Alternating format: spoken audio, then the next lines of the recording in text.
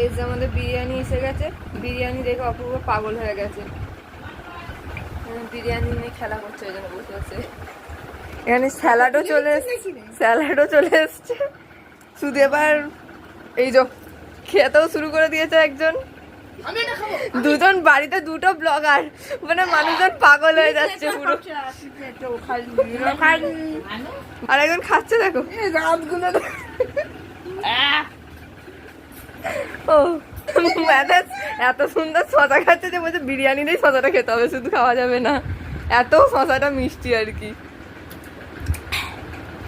বিরিয়ানি দেখে পাগল হয়ে গেছে, কখন খাবে সেটাই ভাবছে। মানে এতটাই পাগল হয়ে গেছে, দেখো মানে মেডেল পেয়েছে সেটা, এখন মেডেলটাকে এখন বসে আছে, মানে বিরিয়ানি দিচ্ছে না, কি করা যায়, মেডেল নিয়ে লাফাচ্ছে, এইসব করছে। বিরিয়ানি মানে খুলে গেছে, মাংসও খুলে গেছে।